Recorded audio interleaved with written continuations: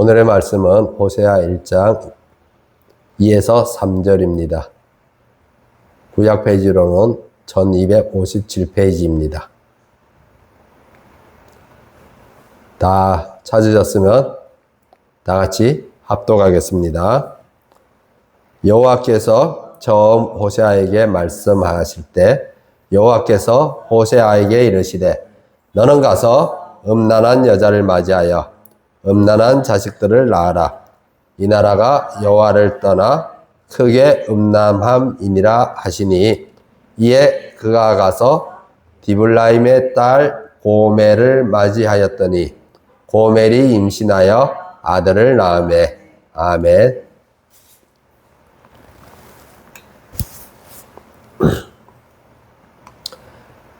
오늘의 말씀을 가지고 걸어가기 싫은 길 위에서 바라본 소망이라는 제목으로 같이 함께 나누어 보려고 합니다.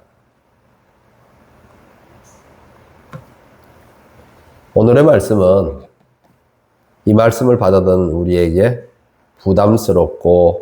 부담스럽게 다가오고 있죠.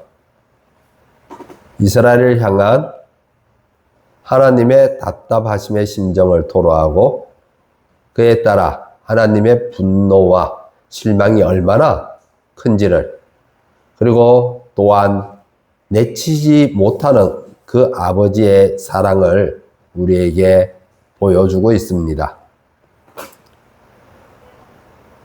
그러나 이것이 당시의 이스라엘에게만 하시는 말씀이 아닐 겁니다. 2700년을 넘어서 오늘날 우리에게도 하시는 말씀이기도 합니다. 언제든지 우리에게도 향한 답답한 가운데에서도 돌아설 것을 권유하고 훈계하는 아버지의 말씀이 됩니다. 그러므로 우리가 이 말씀을 잘 받아들어야 하겠죠. 언제나 혼미한 세상, 불분명한 세상이 우리에게 없었던 적이 없습니다. 하나님도 섬기고 세상에서도 누리고 싶은 이 두 마음으로 인해서 늘 분명치 않은 이 혼미한 가운데서 이스라엘의 싸움은 지금도 계속 진행 중에 있다는 것이 우리의 현실입니다.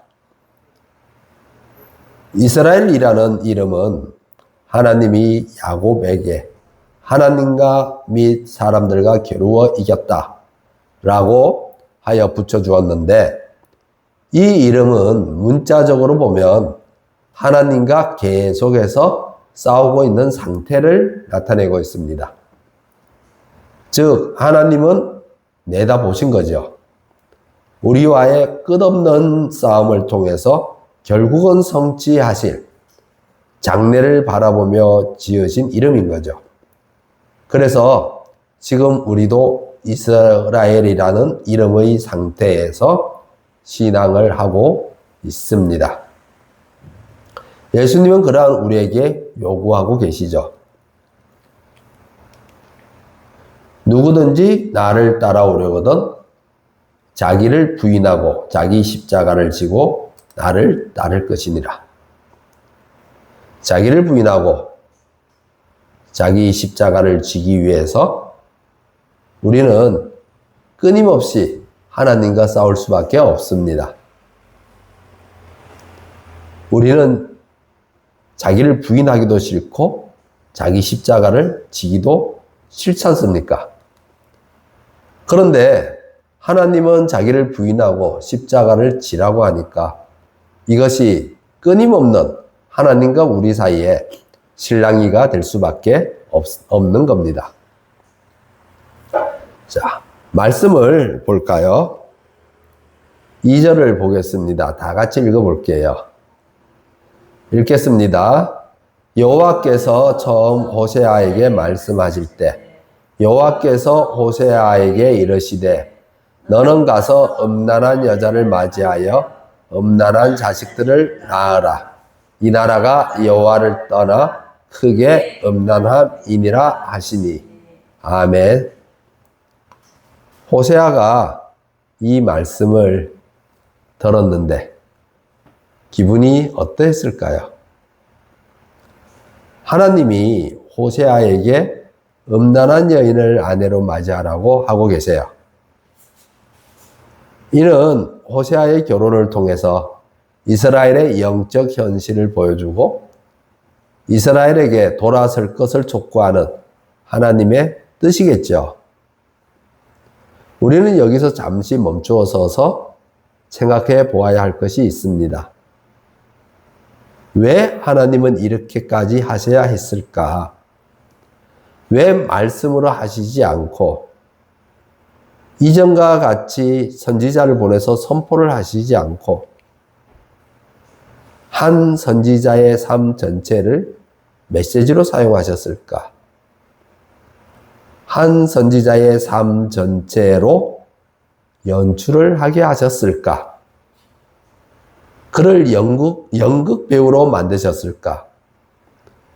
정말 하나님이 오직 답답하면 이렇게까지 해야 하는지, 바로 우리의 현실을 적나라하게 드러내면서 또한 우리를 향한 하나님의 사랑이 얼마나 진심이고 또 그 사랑이 어떤 사랑인지를 보여주고 있습니다. 자녀를 향한 아버지의 사랑을 말입니다. 하나님의 선지자 예레미야는 유다를 향해 이렇게 하나님의 말씀을 대언하고 있는데요. 어리석고 지각이 없으며 눈이 있어도 보지 못하며 귀가 있어도 듣지 못하는 백성이여 이를 들을지어다 라고 합니다. 우리가 이 말씀에서도 볼 수 있듯이 하나님이 우리에게 눈과 귀를 만들어 주셨는데 우리가 얼마나 하나님의 말씀에 관심이 없는지 하나님이 만들어 주신 눈과 귀인데 그것으로 하나님의 말씀을 보고 듣는데 사용하지 않고 있다는 거예요. 눈이 있어도 기록된 성경을 보지 않고 귀가 있어도 선포되는 말씀을 듣지 않습니다. 이것이 우리의 현실인 거죠.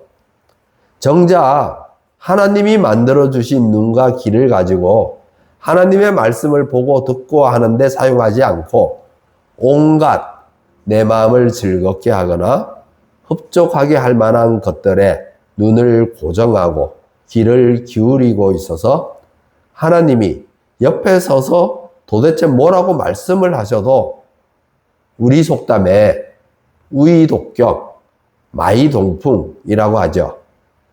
소용이 없는 겁니다. 그래서 하나님의 마음이 답답하신 거예요. 마찬가지로 오늘날 우리의 신앙의 현주소도 비슷한 모습을 보이고 있어요.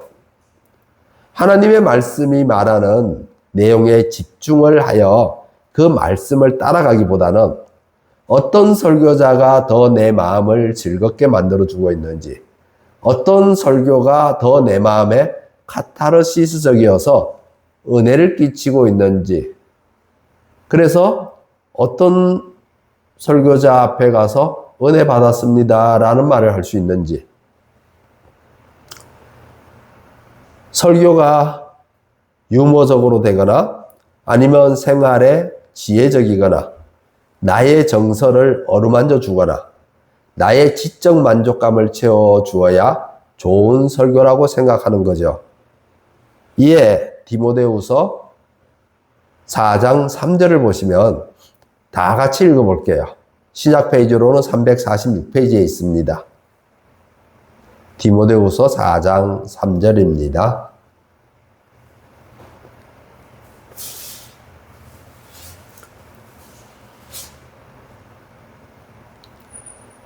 디모데후서 4장 3절 다 찾으셨으면 함께 합독하겠습니다. 때가 이르리니 사람이 바른 교훈을 받지 아니하며 귀가 가려워서 자기의 사욕을 따를 스승을 많이 두고. 아멘. 바른 복음의 말씀보다는 세상의 지혜는 너무나 당연한 것이고요. 이 교회 내에서도 복음에 섞여서 또는 복음에 묻혀서 들어오는 모든 이야기들을 말합니다. 지금 하나님이 호세아에게 이런 명령을 내리는 것은 우리가 복음을 순수하게 선포하는 말씀들에는 귀를 닫아버리는 성향이 있어서 그런 말씀들은 귀에 들리지도 않고 마음에 와닿지도 않고 단지 딱딱하고 메마르게 들려오니까 귀를 열지 않게 되고 마음은 강팍해지고 그런 말씀에 마음의 빗장을 쳐버리는 거예요. 우리의 정서가 말씀을 들을 준비가 되어 있지 않아서 우리에게는 지정의가 있는데 우리의 의는 하나님 앞에서 말씀을 들을 준비가 되어 있습니다. 우리가 은혜를 받았기 때문에 그렇게 된 것이죠. 십자가에서 흘리신 그 보혈의 피가 우리를 대속하는 삭이 되었기 때문에 그래서 예수님의 의가 우리에게 덧입혀졌기 때문에 지난 시절에 우리가 죄인이었던 것은 다 덮어졌고 예수님의 의가 우리를 덮고 있어서 그 의가 우리를 인도하기 때문에 우리의 지성도 새롭게 되었는데요. 하나님이 어떤 분이신지 우리는 어떠한 상태에 있었는지 그래서 예수님이 우리를 부르고 계시다는 사실을 그래서 예수님 믿어야 구원을 받는다는 사실을 알게 되었습니다. 믿지 않는 사람들은 이 사실을 모르잖아요. 그래서 우리는 이러한 지식까지 새로워졌어요. 그래서 우리의 의나 지성은 하나님의 말씀을 들을 준비가 되어 있고 또 듣고자 합니다.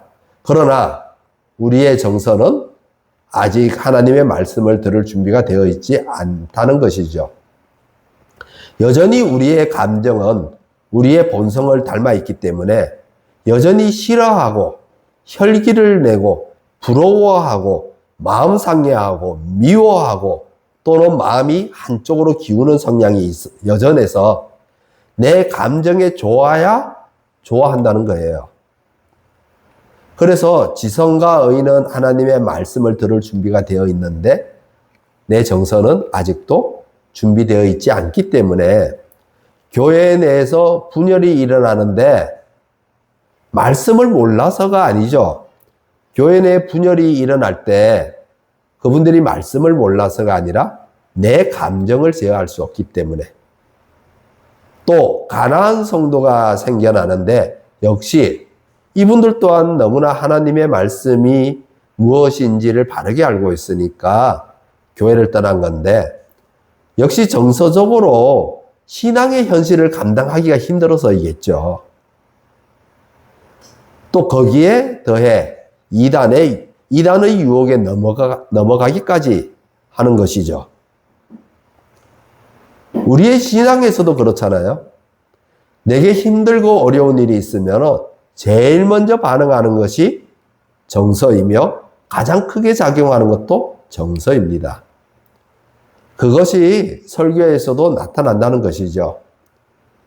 말씀이 가지고 있는 의미를 내가 알려고 하기보다는 설교의 유머스러움, 설교의 세련미, 설교의 지적 만족도, 설교의 적용에 더 치우치는 경향이 강하다는 겁니다. 이런 것들은 정서와 관련이 되어 있죠.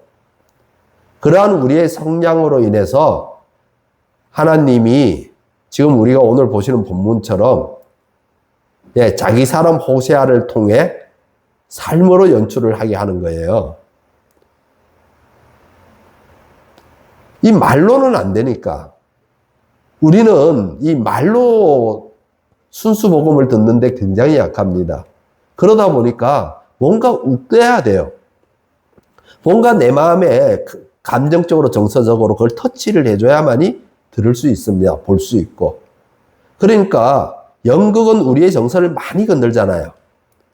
그래서 하나님도 연출을 하게 되면 볼까 해서 호세아의 삶을 통해 음녀의 모습을 그리고 그 음녀를 아내로 두고 있는 하나님의 마음이 어떠한지에 대해서 보여주려고 하는 거예요. 이것이 오늘날 우리 그리스도인들에게도 동일합니다. 그래서 우리는 내 귀에 듣기 좋은 대로, 내 마음이 즐거운 대로 들으려는 성향이 강하죠. 이에 호세아는 하나님의 말씀을 따라 음녀를 아내로 맞이하죠.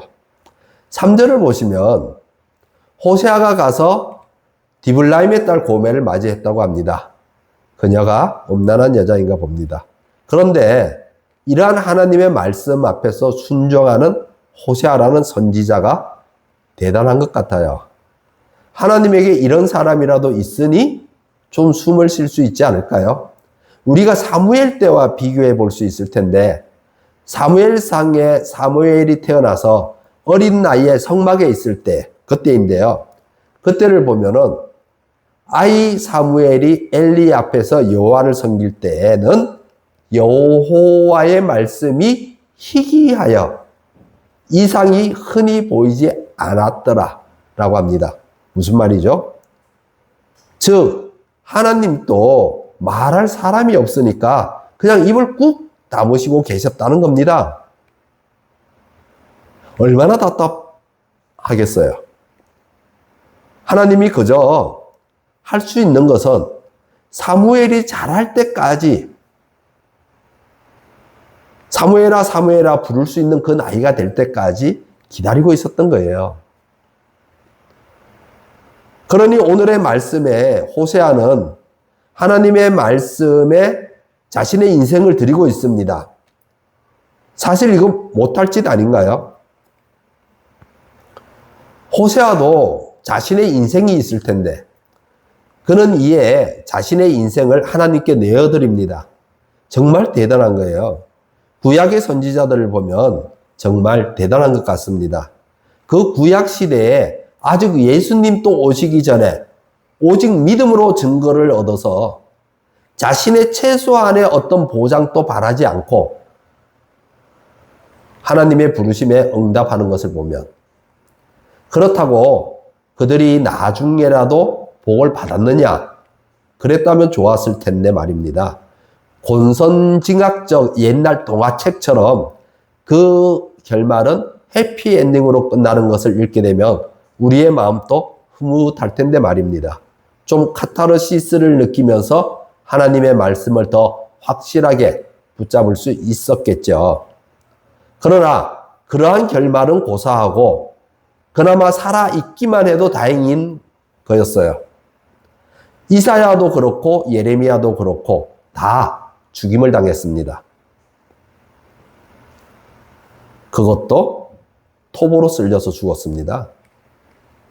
그들은 단지 왜 그런 죽음을 맞이하면서 하나님 앞에 헌신을 했을까요? 그들은 단지 현세의 복락을 포기하고 믿음으로 하늘나라의 상급만을 바라보았던 사람들인 거죠. 이러한 믿음의 선진들로 인해서 정말 하나님을 거부하는 사람들이 넘쳐나는 세상 가운데에서도 하나님의 나라가 계속해서 확장될 수 있었던 것 같습니다. 그래서 우리가 아니더라도 누군가는 하나님의 뜻에 동참하는 이들이 있는데, 그렇다면 우리도 하나님이 하시는 일에 동참하여 장래에 있을 하나님 나라의 잔치에 참여할 수 있는 소망이 있어야 합니다. 잔치는 그렇듯이 주인 혼자 다 준비하는 것이 아니라 잔치를 준비해 주는 하인이나 종이나 아니면 가족들이나 친구들이나 친지들이나 이웃들이 있기에, 이렇게 협력하는 이들이 있기에 잔치를 준비하여 즐거운 시간을 가질 수 있게 되는데요. 마찬가지로 하나님 나라 잔치도 마찬가지인 거죠. 하나님이 장래에 잔치를 열기 위해 준비하고 계시는데 누가 이 준비에 동참하느냐 하는 겁니다. 잔치 준비에 동참한 성도들은 그 잔치가 열릴 때에 귀한 자리에 앉게 되겠죠. 하나님이 잔치 준비에 동참한 성도들을 높이실 테니까 말입니다. 아멘.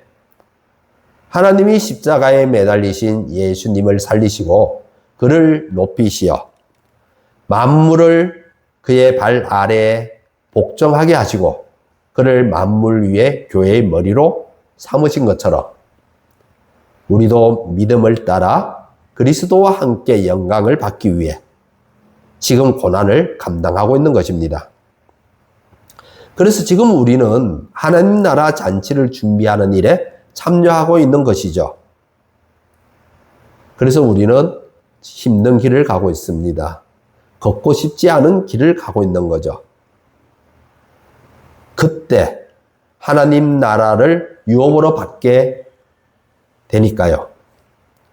호세아도 믿음의 선진이었고 바로 이를 위해서 자신의 인생을 하나님께 드려 하나님 나라의 잔치를 준비하게 되는데 전혀 주저하지 않았던 것이 바로 그러한 장래에 참여할 잔치와 장래에 받을 유업을 소망하였을 겁니다. 그렇지 않으면 어떻게 이렇게 할 수가 있을까요? 그도 정서를 가진 우리와 똑같은 성품의 사람입니다. 그러고 이러한 상황이 괴롭지 않았을까요? 당연히 싫고 괴로웠을 것 같습니다. 나의 지나온 과거를 돌아보는 것도 아니고 불편했던 그리고 어려웠던 나의 과거를 돌아보는 것도 아니고 앞으로 펼쳐질 나의 미래에 관한 일인데 한마디로 광야를 지금부터 가로질러 가야 하는데 그래서 호세아는 지금 광야 앞에 서 있는 것입니다. 저 광야를 어떻게 가로지르냐 이 고민 이것을 말로는 표현을 안 해도 그런 고민이 들었겠죠. 한숨을 푹 쉴 수밖에 없는 하나님으로부터 호세아에게 주어지는 삶의 현장인 것입니다. 그렇다고 어떤 현세의 복락을 약속받은 바도 없습니다. 어느 시점에서 음란한 여인 고멜이 정숙한 부인으로 그리고 어머니로 돌아와서 그래서 화목한 가정으로 된다는 보장도 없습니다. 내 평생 나아가야 할 길이 끝나지 않는 고난, 그 자체라면 어떨 것 같습니까? 호세아는 누구도 걷기 싫은 길 위에서 무엇을 바라보고 있었을까요? 그도 하나님이 덮어주신 의로웠을 것이고 하나님을 아는 지식에 넘쳤을 겁니다. 그럼에도 자신의 인생을 거는 일에 있어서는 정서적으로 받아들이기가 쉽지가 않았을 겁니다. 성경은 그가 이러한 명령을 받고 그의 감정이 어땠는지 그가 이 명령에 왜 하필 나입니까? 라는 항의가 있었는지에 관해서는 전해주지 않고 있죠. 그렇다고 충성스러운 호세아가 정서가 없는 나무 토막이지는 않잖아요. 그에게도 감정이 있겠죠. 이러한 하나님의 명령과 관련해서 우리는 요나를 비교해 볼 수 있는데 그는 하나님의 선지자입니다. 북이스라엘에서 활동했던 선지자였기 때문에 아수르가 미울 수밖에 없습니다. 아수르의 수도 니느웨라는 이름만 들어도 감정이 상하겠죠. 아수르로 인해서 북이스라엘의 전 국토가 황폐화되고 아수르로 인해서 나라가 풍전등화의 위기에 놓여 있으니까요. 그리고 그 후에는 아수르로 인해서 북이스라엘이 망하지 않습니까? 멸망당하지 않습니까? 우리는 흔히 선지자의 감정을 도외시하게 되는데 요나만큼은 하나님 앞에서 자신의 감정에 충실한 것을 보게 됩니다. 물론 여기서 충실하다라는 이 긍정적인 말을 썼지만 이것은 요나 자신에게 쓰이고 하나님 앞에서 긍정적인 것은 아니죠. 선지자들도 우리와 똑같은 성품을 지닌 사람이기 때문에 그들에게도 하나님의 부르심에 대해 정서적인 반응이 있을 것이고 걸어가기 싫은 길이 있을 겁니다. 그런데 오늘의 말씀 호세아서는 호세아가 썼습니다. 호세아가 저자인 거죠. 호세아서의 저자인 호세아는 자신의 감정에 대해서는 한마디도 기록하지 않고 있습니다. 단지 그는 자신의 힘든 신앙의 현실 앞에서 자신이 걸어가기 싫은 그 길 위에서 순종의 모습만을 기록하고 있습니다.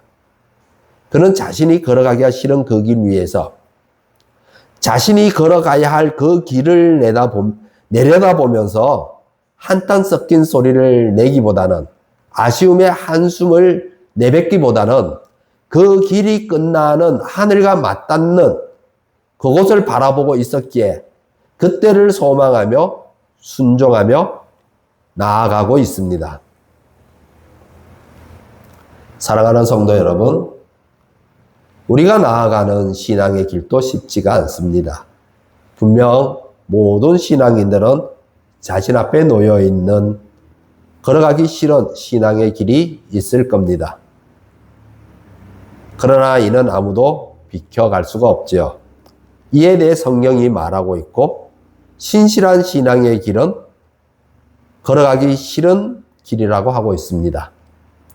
그래서 많은 신앙인들은 오늘도 자신이 원하는 길이 아니라, 자신이 걸어가기를 기뻐하는 길이 아니라 걸어가기 싫은 길이지만 그 길을 기쁜 마음으로 가게 되는 것은 그 길 끝에서 들어가게 되는 천국 잔치와 상속자로서 자신이 장래받을 유업을 바라보고 있기 때문입니다. 사랑하는 성도 여러분, 호세아는 정말 걸어가기 싫은 길을 받아들였으나 믿음의 선진으로서 그가 그 길 위에서 믿음으로 소망을 바라보았을 겁니다. 그리고 그의 인생을 하나님께 드렸죠. 그가 드린 인생은 하나님의 손에 붙들려 당시에는 이스라엘을 깨우치는데 별 쓰임이, 별 도움이 안 된 것처럼 보였어도 오늘날 복음이 전 세계적으로 퍼져나가는데 미끄럼이 되었으며, 오늘날 우리는 하나님의 붙들린 그의 얘기를 읽게 됩니다.